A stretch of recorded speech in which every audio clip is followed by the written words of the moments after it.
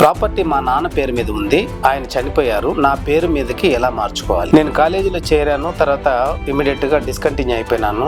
ఇప్పుడు నా సర్టిఫికేట్లు కావాలంటున్నాను, వాళ్ళు ఇవ్వడం లేదు. నా భర్త చనిపోయినాడు, ఆయన పేరు మీద బ్యాంకులో డిపాజిట్స్ ఉన్నాయి. నేను కారు లోన్ తీసుకున్నాను, కానీ కొన్ని కారణాల చేత ఈఎంఐ కట్టలేకపోయినాను. నేను హిందూ అబ్బాయిని ముస్లిం అమ్మాయిని ప్రేమించాను, ఇప్పుడు ఆ అమ్మాయి ప్రెగ్నెంట్. సార్, ఫేక్ ఇన్స్టిట్యూషన్స్ ఎక్కువైపోతున్నాయి, అందులో చదివి మా సర్టిఫికేట్లు వస్తున్నాయి.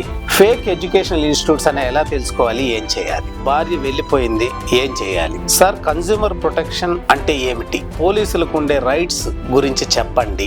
నా కూతుర్ని చూసి 25 months అవుతుంది, నేనేం చేయాలి? సార్, ఒక అబ్బాయి నన్ను ప్రేమిస్తాను అని చెప్పి నన్ను ఫిజికల్ గా వాడుకొని వదిలేశాడు.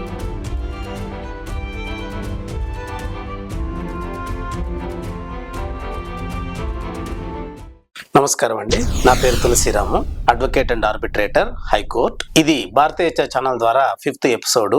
మీ ప్రశ్నలకు నా సమాధానాలు. ఒక ప్రశ్న తీసుకుందామండి. ప్రాపర్టీ మా నాన్న పేరు మీద ఉంది, ఆయన చనిపోయారు, నా పేరు మీదకి ఎలా మార్చుకోవాలి? ఇదండి ప్రశ్న. ఈ ప్రశ్నలో మనం ఏం అర్థం చేసుకోవచ్చు అంటే, వాళ్ళ నాన్న విల్లు రాయలేదని అనుకుంటున్నాం మనము. సో ఇప్పుడు వాళ్ళ నాన్న పేరు మీద ఉంది ఆస్తి, ఆయన చనిపోయారు విల్లు రాయకుండా. అప్పుడు ఏం చేయాలంటే, మనము సదరు కాంపిటెంట్ కోర్టు నుంచి ఆ ప్రాపర్టీ ఎక్కడుందో అక్కడికి వెళ్ళి లీగల్ హెయిర్ సర్టిఫికేట్ అనేది ఒకటి తీసుకోవాలండి. ఆ సర్టిఫికేట్ తీసుకుంటే సదరు ఎస్ఆర్ఓ మీకు డెత్ సర్టిఫికేటు, అవన్నీ రేషన్ కార్డులు, ఆ డిపెండెన్సీ అవన్నీ చూసుకొని మీ పేరు మీదకి మారుస్తారండి. ఇది చేసుకోవచ్చు, ఏం ప్రాబ్లం లేదు. ఒక ప్రశ్న తీసుకుందామండి. నేను కాలేజీలో చేరాను, తర్వాత ఇమీడియట్ గా డిస్కంటిన్యూ అయిపోయినాను. ఇప్పుడు నా సర్టిఫికేట్లు కావాలంటున్నాను, వాళ్ళు ఇవ్వడం లేదు, నేనేం చేయాలి? ఇదండి ప్రశ్న. దీనికి సుప్రీంకోర్టు క్లియర్ గా గైడ్ లైన్స్ ఇచ్చిందండి. కాలేజీలో చాలా మంది చేరతారు, కొన్ని కారణాల చేత డిస్కంటిన్యూ చేస్తారు, కానీ కాలేజు మొత్తం ఫీజు కట్టండి, మీ ప్రీవియస్ సర్టిఫికేట్లు ఇవ్వాలంటే అంటుంది. కానీ అలా చేసేదానికి లేదండి. మీ సర్టిఫికేట్స్ కాలేజీ యాజమాన్యం హోల్డ్ చేసుకునేదానికి లేదు. దానికి ఏం చేయాలంటే, ముందు మీరు వెళ్ళి మాట్లాడండి. లేకపోతే వాళ్ళు ఎవరు చెప్తే వింటారో వాళ్ళతో మాట్లాడించండి. లేకపోతే ఒక మంచి లాయర్ని కలవండి. ఒక ప్రశ్న తీసుకుందామండి. నా భర్త చనిపోయినాడు, ఆయన పేరు మీద బ్యాంకులో డిపాజిట్స్ ఉన్నాయి. సో నేను బ్యాంక్కి వెళ్తే వాళ్ళు మీ పేరు, మీ లాస్ట్ నేమ్ మీ భర్త పేరుతో మ్యాచ్ అవ్వట్లేదు అంటున్నారు, దీనికి పరిష్కారం ఏంది అని అడుగుతుందండి ఒక మహిళ. సో దీనికి మనం ఏం చేయాలంటే, యూజువల్ గా ఈ కాలంలో పెళ్లి అయిన తర్వాత, పూర్వకాలం ఏం చేసేవాళ్ళంటే భర్త పేరు లాస్ట్ పేరు పెట్టుకునేవాళ్ళండి. ఇప్పుడు కొన్ని కారణాల చేత చదువుకోవడం వల్ల మారట్లేదు. కానీ ఈ పర్టికులర్ దాంట్లో భర్త పేరు మీద ఉండే బ్యాంక్ డిపాజిట్లు, లాకర్స్ అవన్నీ కావాలి అని బ్యాంకు వాళ్ళు మీ లాస్ట్ నేమ్ మీ భర్తతో, చనిపోయిన భర్తతో మ్యాచ్ అవ్వట్లేదంటే మనము లాస్ట్ నేమ్ చేంజ్ చేసుకునే అవకాశం ఉందండి. నేమ్ చేంజ్ అంటారు. ఈ పర్పస్ చూసుకోవాలండి, స్టేట్ పర్పస్ కా లేకపోతే సెంట్రల్ పర్పస్ కా లేకపోతే బోత్ కి కావాలంటే. సో దాని ప్రకారం స్టేట్ కి అయితే ఒక ప్రాసెస్ ఉంది, గెజెట్ చేసుకోవచ్చు. సెంట్రల్ కి అయితే ఒక ప్రాసెస్ ఉంది, గెజెట్ చేసుకోవచ్చు. ఇది మీకు 15 days to 20 days పడుతుందండి. మీరు మీ భర్త లాస్ట్ నేమ్ ని మీరు చేసుకోవచ్చు. తద్వారా మీరు ఆధార్ కార్డులో, పాన్ కార్డులో, పాస్పోర్ట్లో మార్చుకోవచ్చు. తర్వాత మీరు బ్యాంకుకి వెళ్ళి మీకు ఏదైతే రావాలనో అవి మీరు తీసుకునే అవకాశం ఉంది. ఇంకొక ప్రశ్న తీసుకుందామంటే, కారుణ్య మరణం అంటే ఏంటో చెప్పగలరు, అది ఇండియాలో వ్యాలిడా కాదా అని అడుగుతున్నారండి. ఈ కారుణ్య మరణం అంటే యాక్చువల్గా మెర్సిఫుల్ డెత్ అండి, మెర్సిఫుల్ డెత్. దీన్నే యుతనేషియా అని కూడా అంటారు. ఇది మన భారతదేశంలో యాజ్ ఆఫ్ నౌ వ్యాలిడ్ కాదండి. బెల్జియము, అమెరికా, నెదర్లాండ్స్, అమెరికాలో కూడా ఓన్లీ వాషింగ్టన్, ఆరిగాన్లోనండి. సో ఈ మెర్సిఫుల్ డెత్ అనేది యాక్సెప్టెడ్, ఇండియాలో యాక్సెప్ట్ కాదండి. కానీ కేసును బట్టి కోర్టుకి వేసుకుంటే దాంట్లో పూర్వాపరాలు పరిశీలించి ఏమన్నా ఇచ్చే అవకాశం ఉంది. బ్లాంకెట్ గా అయితే మెర్సిఫుల్ డెత్, కారుణ్య మరణం ఇండియాలో వ్యాలిడ్ కాదండి, ఇట్ ఈస్ ఇల్లీగల్. ఇంకొక ప్రశ్న తీసుకుందామండి. నేను కారు లోన్ తీసుకున్నాను, కానీ కొన్ని కారణాల చేత ఈఎంఐ కట్టలేకపోయినాను. వాళ్ళు అంటే బ్యాంకు వాళ్ళు కారుని సీజ్ చేశారు. ఇప్పుడు నేను డబ్బులు కడతాను, అన్ని ఈఎంఐలు కడతానంటే కూడా వాళ్ళు ఆక్షన్ వేస్తున్నారు, ఏం చేయాలి? ఇదండి ప్రశ్న. ఇది చాలా మందికి అంటే ఎస్పెషలీ లోన్లు తీసుకున్న డ్రైవర్లకు ఉండే ప్రాబ్లం అండి ఇది. కానీ దీనికి పరిష్కారం ఉంది. మీరు అన్నీ కట్టేస్తాను అంటే వాళ్ళు యాక్చువల్గా వదిలిపెట్టేయాలండి అవి తీసుకొని.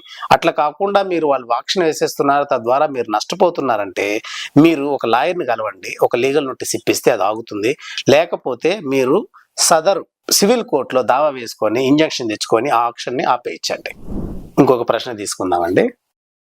సార్ నేను హిందూ అబ్బాయిని ముస్లిం అమ్మాయిని ప్రేమించాను, ఇప్పుడు ఆ అమ్మాయి ప్రెగ్నెంట్, ఇంట్లో వాళ్ళు ఒప్పుకోవడం లేదు, నేనేం చేయాలి? ఇదండి ప్రశ్న.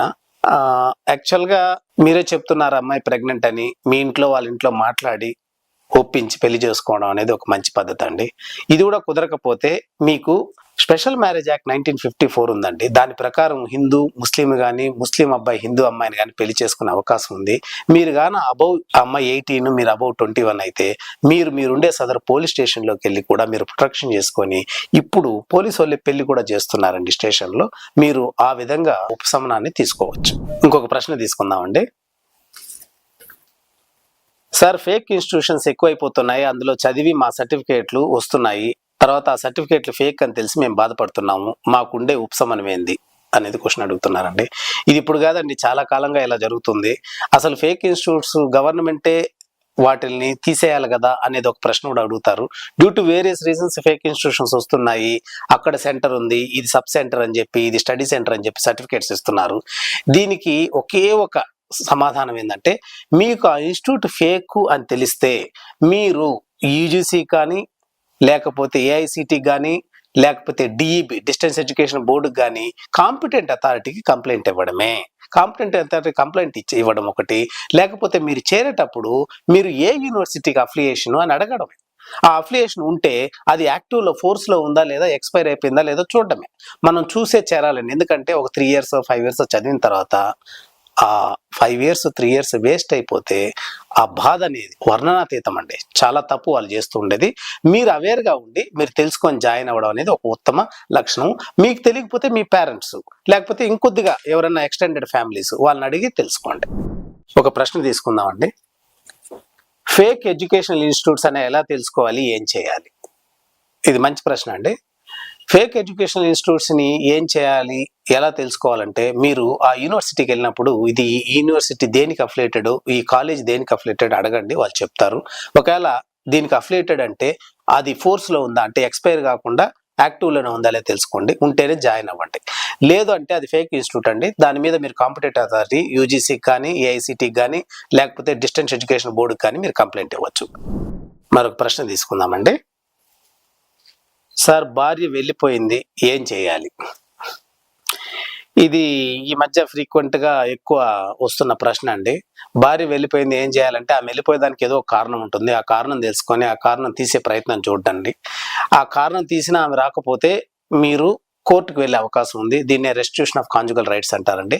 Section 10 of Hindu marriage act 1955 కింద మీరు వేసుకుంటే, పిటిషన్ వేసుకుంటే వాళ్ళు తద్వారా దానికి సమాధానం చెప్పాలి, రావాల్సి వస్తుందండి. మీకు ఆ రిలీఫ్ కోర్టు ఇస్తుంది. ఒకవేళ అప్పటి కూడా ఆమె రాకపోతే కోర్టు ఒక నిర్ణయం తీసుకుంటుంది. ఆ నిర్ణయం మీకు ఉపయోగపడుతుంది ఫ్యూచర్లో. ఇంకొక ప్రశ్న తీసుకుందామండి. సార్ కన్జ్యూమర్ ప్రొటెక్షన్ అంటే ఏమిటి అనేది ప్రశ్న అండి. చాలా వైడ్గా ఉంది ప్రశ్న. కన్జ్యూమర్ ప్రొటెక్షన్ యాక్ట్ 2019 ఎప్పటి నుంచో ఉందండి, 1986. ఇప్పుడు 2019 వచ్చింది మోడీ గారి ప్రభుత్వంలో. అంటే బయ్యర్ని ప్రొటెక్ట్ చేయడానికి వచ్చిన యాక్టే అండి ఇది, కన్జ్యూమర్ ప్రొటెక్షన్ యాక్ట్. ఈ కన్జ్యూమర్ ప్రొటెక్షన్ యాక్ట్లో మనము ఏదన్నా కొనుక్కున్నప్పుడు, సపోజ్ ఒక టీవీ కొనుక్కున్నాము, ఆ టీవీలో డెఫిషియన్సీ ఉంది, లేకపోతే ఒక టేప్ రికార్డర్ కొనుక్కున్నాము, డెఫిషియన్సీ ఉంది, ఒక ఫోన్ కొనుక్కున్నాము అమెజాన్ నుంచి, డెఫిషియన్సీ ఉంది, లేకపోతే ఒక ఫ్లైట్ తీసుకొని ఇక్కడ నుంచి ముంబైకి వెళ్ళాము, ఆ ఫ్లైట్ ఫ్లైట్ టికెట్ క్యాన్సిల్ అవ్వడం కానీ, అక్కడికి వెళ్ళకుండా ఇంకో దగ్గరికి వెళ్ళిపోయింది అనుకోండి ఫ్లైట్, వీటిల్లో డెఫిషియన్సీ ఆఫ్ సర్వీస్ అంటారండి. అప్పుడు మనం కన్జ్యూమర్ ప్రొటెక్షన్ యాక్ట్ ఆ కోర్టుకు వెళ్ళి, కమిషన్కి వెళ్ళి కంప్లైంట్ ఇస్తే మీకు రావాల్సిన మొత్తము plus damages plus legal charges avoid చేస్తారండి. ఈ కన్జ్యూమర్ ప్రొటెక్షన్ కమిషన్లు డిస్ట్రిక్ట్లో ఉంటాయి, స్టేట్లో ఉంటాయి, నేషనల్ ఢిల్లీలో ఉంటాయండి, ఈ 3. సో మీకు ఏది కరెక్టో మీ కేసును బట్టి మీరు అక్కడ వేసుకోవాలండి. వేసుకుంటే మీకు ఉపశమనం వస్తుంది. ఇంకొక ప్రశ్న తీసుకుందామండి. సార్ పోలీసులకు ఉండే రైట్స్ గురించి చెప్పండి, ఇదండి ప్రశ్న. యాక్చువల్గా పోలీసులకు ఉండే రైట్స్ గురించి చెప్పండి అంటే, మనం రైట్స్, డ్యూటీస్, రెస్పాన్సిబిలిటీస్ అన్నీ చెప్పాల్సి వస్తుందండి. పోలీసులు యాక్చువల్గా లా అండ్ ఆర్డర్ని ప్రొటెక్ట్ చేయడం అండి, ఇది వాళ్ళ యొక్క ప్రధాన లక్షణం. So in the society law and ఆర్డర్ని ప్రొటెక్ట్ చేయాలి. సో ఇది ప్రొటెక్ట్ చేయాలంటే వాళ్ళు ఎవరైనా కంప్లైంట్ ఇస్తే ఆ కంప్లైంట్ని చూసి అక్కడ ఏదైనా ఘర్షణ ఉంటే దాన్ని ఆపడము, లేకపోతే వాళ్ళ కళ్ళ ముందు ఏదైనా ఘర్షణ జరిగితే దాన్ని ఆపడము, లేకపోతే కోర్టు చెప్తే ఎక్కడన్నా ఈ ఘర్షణ ఉంది, దీన్ని తీసుకోండి అని చెప్తే దాన్ని ఆపడం. ఈ 3 పనులు వాళ్ళు చేయాలండి. అదే కాకుండా వాళ్ళు కోర్టుకి, క్రిమినల్ కేసుల్లో కోర్టుకి ఆధారాలు సంపాదించి కోర్టుకి ఇవ్వడం అండి. ఇది కూడా వాళ్ళ యొక్క ప్రధాన లక్షణం. ఇంకొక ప్రశ్న తీసుకుందామండి. నా కూతుర్ని చూసి 25 మంత్స్ అవుతుంది, నేనేం చేయాలి? ఇక్కడ తల్లో తండ్రో చెప్పలేదండి. ఇది కొద్దిగా బాధాకరమైన విషయము. సో తల్లిదండ్రుల మధ్య పిల్లలు ఇబ్బంది పడుతున్నారు ఇప్పుడు. సో దీనికి మనకి మీరు పెద్దవాళ్ళని ఆశ్రయించి తద్వారా మీరు మీ యొక్క బాధను తెలియజేయడము, లేకపోతే మీకు కోర్టులో కూడా మీరు దీన్ని గార్డియన్ ఓపీ అంటారండి, కస్టడీ వేసుకోవచ్చు. ఆ కస్టడీ వేసుకొని పర్మనెంట్గా టెంపరీగా మీరు విజిటేషన్ అడగచ్చు మీ పాప గురించి. లేదు అంటే మీరు ఇంకేదన్నా రిలీఫ్ అంటే ఆర్సీఆర్ కానీ, లేకపోతే మీరు డైవర్స్ కానీ, ఇంక మెయింటెనెన్స్ కానీ వీటిల్లో వేసుకొని కూడా మీరు విజిటేషన్ అడిగే అవకాశం ఉందండి. సో కోర్టు పూర్వాపరాలు పరిశీలించి మీకు డైవర్స్లో కానీ, ఆర్సీఆర్లో కానీ, జీడబ్ల్యూఓపీలో కానీ విజిటేషన్ ఇస్తుందండి. మీరు చూడొచ్చు. ఆ కోర్టు ప్రిమైస్లు అన్నా ఇవ్వచ్చు, లేకపోతే మాల్స్లో అన్నా ఇవ్వచ్చు, లేకపోతే లైబ్రరీలో అయినా ఇవ్వచ్చు, లేకపోతే పోలీస్ స్టేషన్లో అన్నా ఇవ్వచ్చు, ఎక్కడన్నా ఇవ్వచ్చు అండి. మీకు ఉపశమనం అయితే తప్పకుండా వస్తుందండి. ఈ రోజు visitation of child had become very sensible in India and courts also highly sensible and they are giving the orders in the welfare of the child to see mother as well as father. ఇంకొక ప్రశ్న తీసుకుందామండి. Sir, ఒక అబ్బాయి నన్ను ప్రేమిస్తాను అని చెప్పి నన్ను ఫిజికల్ గా వాడుకొని వదిలేశాడు. ఇదండి ప్రశ్న. సో ఇక్కడ ప్రేమిస్తాను అని చెప్పి ఫిజికల్ గా వాడుకున్నాడు అని చెప్తుందండి ఈమె. కోర్టు నన్ను పెళ్లి చేసుకుంటాడు అని చెప్పి ఫిజికల్ గా వాడుకొని వదిలేస్తే దాన్ని చీటింగ్ కింద కన్సిడర్ చేస్తారండి. కానీ ఇక్కడ ప్రేమిస్తాను అని చెప్పాడు, పెళ్లి చేసుకుంటానని చెప్పలేదు. కాబట్టి మనము పూర్వాపరాలు తెలుసుకోవాలి.